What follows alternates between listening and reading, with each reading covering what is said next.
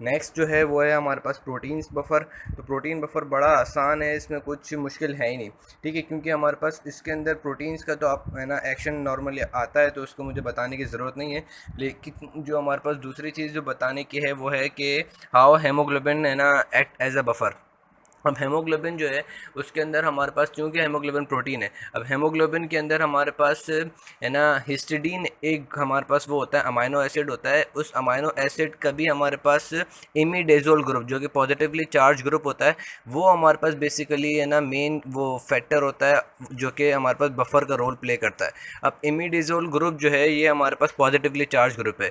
ये हम डिपेंड करता है कि ये है ना एनवायरनमेंट कैसा है। अगर एनवायरनमेंट हमारे पास बेसिक एनवायरनमेंट है तो ये हमारे पास हेमोग्लोबिन जो है वो ऐड करेगा एज एन एसिड, और है ना क्या करेगा कि हमारे पास एच पॉजिटिव आयन डोनेट करेगा, ठीक है। अगर हमारे पास एनवायरनमेंट वो बेसिक है, ठीक है, तो ये हमारे पास एच पॉजिटिव आयन डोनेट करेगा। अगर हमारे पास एनवायरनमेंट एसिडिक है तो ये हमारे पास एच पॉजिटिव आयन गेन करेगा, ठीक है। अब हम इसी चीज़ को रिलेट करते हैं कि कैसे हमारे पास है ना, ये तो पता पड़ गया कि ये इस तरीके से कि एच पॉजिटिव आयन डोनेट करके और एच पॉजिटिव आयन एक्सेप्ट करके ऐड करेगा एज अ बफर। लेकिन ये हमारे पास बफर के साथ साथ हमारे पास ये ऑक्सीजन भी कैरी करता है, ठीक है। तो बफरिंग एक्शन और ऑक्सीजन कैरिंग एक्शन ये थोड़ा समझने का है कि अगर हमारे पास इन्वायरमेंट जो है, इन्वायरमेंट अगर इन्वायरमेंट हमारे पास एसिडिक है तो ये मैंने बताया क्या करेगा कि ये एच पॉजिटिव आयन जो है ये गेन करेगा, क्योंकि अब ये बेस बने वो बेसिक एक्टिविटी शो करेगा क्योंकि इन्वायरमेंट एसिडिक है, ठीक है। तो अब अगर हमारे पास ये एच पॉजिटिव आयन गेन करेगा, यानी कि ये हमारे पास रिडक्शन शो कर रहा है, रिडक्शन शो कर रहा है, तो हमें पता है कि अगर रिडक्शन होती है तो हमारे पास oxygen content of any substance reduce होता है।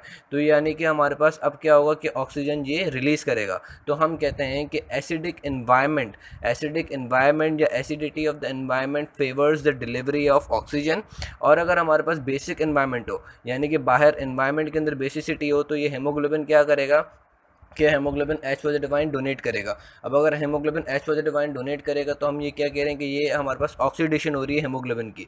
अगर हेमोग्लोबिन की ऑक्सीडेशन हो रही है तो हमारे पास हेमोग्लोबिन क्या करेगा, ऑक्सीजन को कैरी करेगा। तो हम ये कहते हैं कि basicity of the environment helps in favouring the ना affinity of oxygen of helps in carrying oxygen for haemoglobin, ठीक है। अब हम देखते हैं कि ये एसिडिक एनवायरनमेंट और बेसिक एनवायरनमेंट कहाँ होता है। एसिडिक बेसिक एनवायरनमेंट से सबसे पहले हम डिस्कस करते हैं। तो ये बेसिक एनवायरनमेंट जो होता है ये हमारे पास कहाँ होता है, ये हमारे पास टिश्यूज़ वो लंग्स के अंदर होता है। लंग्स के अंदर हमारे पास बहुत ज़्यादा बेसिक एनवायरनमेंट होता है, तो जिसकी वजह से क्या होता है कि हेमोग्लोबिन क्या करेगा कि एच पॉजिटिव आयन है ना उसके जो लंग्स के टिश्यूज़ वगैरह हैं उसमें वो डोनेट करेगा और खुद क्या करेगा कि ऑक्सीजन के साथ कंबाइन हो जाएगा। इसको कहते हैं ऑक्सीजनेटेड फॉर्म ऑफ हेमोग्लोबिन, ठीक है। फिर वहाँ से ये जो हमारे पास हेमोग्लोबिन ये जो एच पॉजिटिव आयन रिलीज़ हुए, ये क्या करेंगे, ये हमारे पास लंग्स के सेल्स के अंदर जाएंगे और लंग्स के सेल्स को जो हमारे पास अभी सर्कुलेशन के थ्रू है ना बाइकार्बोनेट आयंस मिले हैं उनके साथ कंबाइन हो जाएगा और कार्बोनिक एसिड बना लेगा, और कार्बोनिक एसिड बना के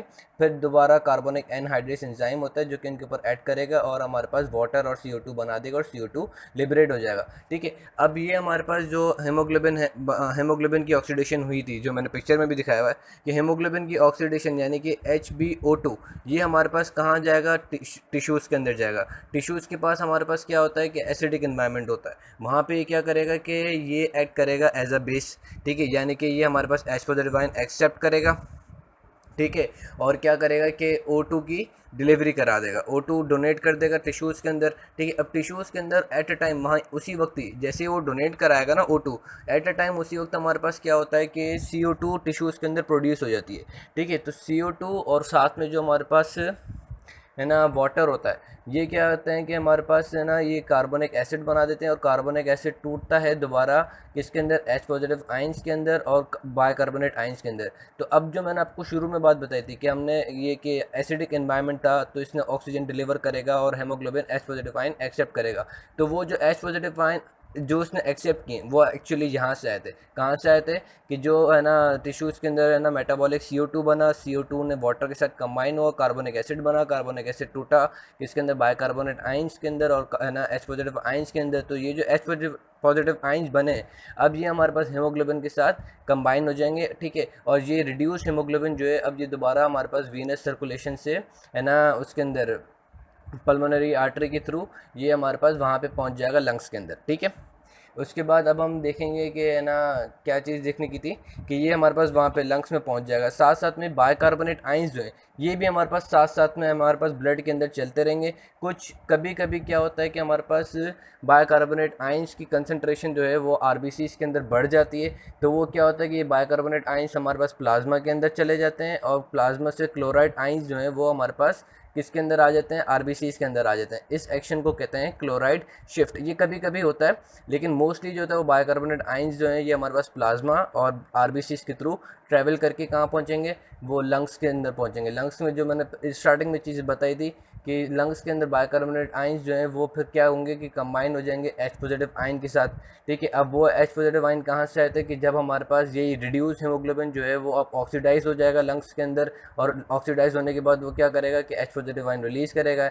और एच पॉजिटिव आइंस जो है, अब ये हमारे पास जो बाइकार्बोनेट आइंस आए हैं इस जो टिश्यूज़ ऑफ हमारे पास बॉडी की टिश्यूज़ से जो एच पॉजिटिव आइंस घूम के हमारे पास लंग्स के टिश्यूज़ में आए हैं, वहाँ पे हमारे पास क्या होगा कि लंग्स में जो बाइकार्बोनेट आइंस अभी आए हैं बॉडी से, उनके साथ ये एच पॉजिटिव आइंस कंबाइन हो जाएंगे और कार्बोनिक एसिड बनेगा। कार्बोनिक एसिड दोबारा टूटेगा किसके अंदर है ना, वाटर और CO2 के अंदर, और CO2 फिर लिबरेट हो जाएगा। ठीक है, तो ये हमारे पास हीमोग्लोबिन का वो थोड़ा थोड़ा सा ब्रीफ था कि कैसे हीमोग्लोबिन बफर जो है वो ऐड करता है और हमारे पास कार्बोनिक एसिड जो है वो किस तरीके से इसके साथ रिलेटेड होता है।